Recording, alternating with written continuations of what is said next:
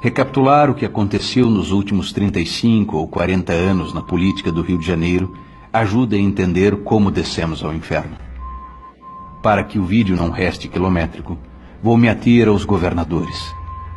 Certamente que os prefeitos e o governo federal tiveram grande parcela de culpa, mas isso fica para outro momento. Comecemos por Brizola, a origem de todo o mal, o ovo da serpente. Esquerdista feroz, getulista radical, de personalidade autoritária e carismática, incompetente, demagogo e populista insuperável, Brizola foi uma hecatombe política. Os terríveis efeitos de seu socialismo moreno ainda hoje deterioram e danificam o nosso tecido social. Ele era cunhado de João Goulart, este, ao seu turno, ex-ministro de Getúlio Vargas, em 1953, e ex-presidente, entre 1961 e 1964, afastado pelos militares. Em suma, Brizola não era corrupto, mas a bandidolatria certamente começou com ele. É ali que o Comando Vermelho ganha musculatura. Além disso, Brizola não apenas deu o aval, como incentivou a desordem urbana e a favelização se alastrou dramaticamente. Para sintetizarmos o pensamento vigente, o pseudo-intelectual e dublê de antropólogo Darcy Ribeiro, então vice-governador, expunha sua visão de mundo. Favela não é problema, é solução.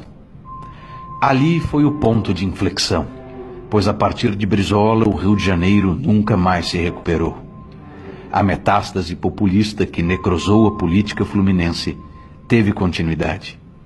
O bastão foi passado ao senhor Wellington Moreira Franco, que governou entre 1987 e 1991. Na juventude, Moreira Franco foi ligado aos comunistas da Ação Popular, grupo revolucionário de origem marxista-maoísta. Em 1969, Franco casou-se com Celina Vargas do Amaral Peixoto, neta de Getúlio Vargas e filha de Alzira Vargas do Amaral Peixoto e Hernani Amaral Peixoto. Amaral Peixoto foi interventor de Getúlio Vargas no antigo estado do Rio de Janeiro, de 1937 a 1945, e governador deste estado de 1951 a 1955. Cabe aqui lembrar que a cidade do Rio era Distrito Federal e o antigo estado do Rio tinha Niterói como capital. Com a criação de Brasília, em 1960, a cidade do Rio tornou-se Estado da Guanabara. Em 1974, o antigo Estado do Rio e o Estado da Guanabara sofreram uma fusão e a capital deste novo Estado do Rio de Janeiro passou a ser a cidade do Rio de Janeiro. Voltando ao Moreira Franco, sendo ele genro de Amaral Peixoto, chegar ao governo do Estado foi tarefa relativamente fácil. Amaral Peixoto e seu genro Moreira Franco encarnam o populismo de centro-esquerda, ao melhor estilo getulista. Paralelamente, do outro lado da Baía da Guanabara, Chagas Freitas governou o estado da Guanabara entre 1971 e 1975 e, após a fusão, foi governador do novo estado do Rio entre 1979 e 1983. Sintetizo a figura de Chagas Freitas dizendo que ele era a versão carioca do famoso governador paulista Adhemar de Barros, político que deu origem ao bordão "rouba, mas faz". Chagas Freitas consolidou seu domínio dentro do MDB guadamarino e, com a transformação do PMDB, dividiu o poder com Amaral Peixoto. Amaral Peixoto e Chagas Freitas deram forma, corpo e alma ao MDB, atual MDB de Eduardo Cunha, Pisciani, Sérgio Cabral, Pezão e Eduardo Paes. Espero que você tenha entendido por que o PMDB do Rio, sendo herdeiro destas pavorosas tradições, é tão populista, fisiológico, corrupto, demagogo e patrimonialista.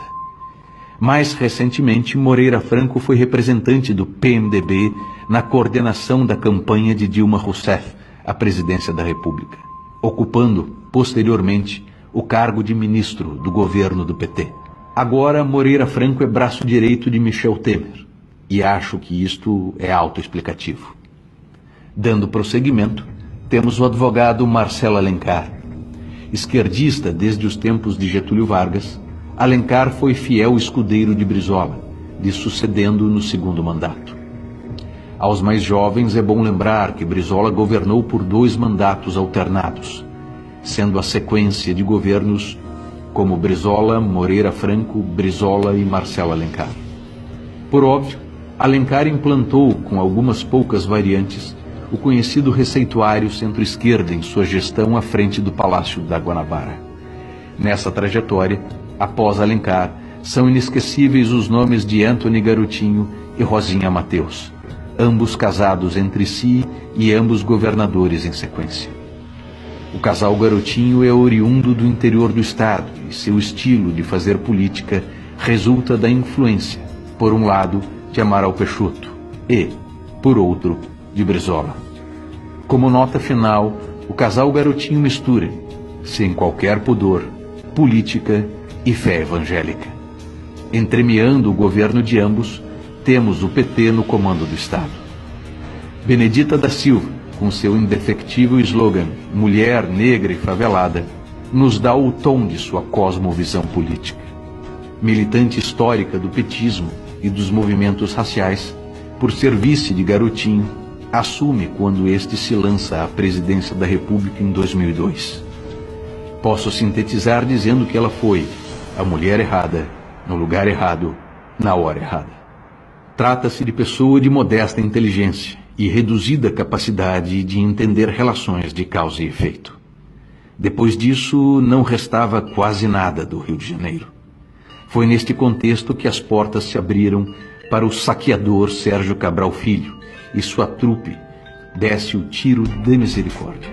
Seu bando roubou tudo, sem dó ou piedade, sem clemência ou compaixão. Cabral governou o Rio não uma, mas 2 vezes, em tenebrosos mandatos consecutivos, e a reeleição era permitida. Cabral, cuja ganância assume proporções apocalípticas e a capacidade de mentir é típica dos psicopatas, foi o maior bandido a ocupar o cargo de governo no Estado. Oriundo das piores tradições chaguistas do PMDB, tem sua trajetória política ligada à agenda de centro-esquerda, demagógica e populista. Ele é filho do jornalista Sérgio Cabral, conhecido militante esquerdista e fundador do jornal O Pasquim, criado em 1969. Cabral é contraparente do senador mineiro Aécio Neves, que também responde graves acusações de corrupção na Lava Jato. Aécio Neves, por sua vez, é sobrinho neto de Tancredo Neves, ex-ministro da Justiça durante o governo de Getúlio Vargas. Sempre o maldito Getúlio Vargas. Essa longa e grotesca corrente de diferentes tipos de esquerda, getulista, chaguista, peixotista, brizolista ou petista, deságua agora em Pezão. Pezão dispensa maiores comentários. Um homem de poucas qualidades. As poucas que possui estão muito bem escondidas. Após tudo isso, espero que você tenha entendido como chegamos nessa situação de absoluta calamidade pública. Como descemos ao inferno? Resposta. Como demonstrado, foram diversos tons de vermelho que nos fizeram mergulhar no inferno. Um último alerta. Tons ainda mais profundos de vermelho se apresentam ao debate e espreitam no horizonte. É preciso acordar antes que nossa descida ao inferno seja irreversível.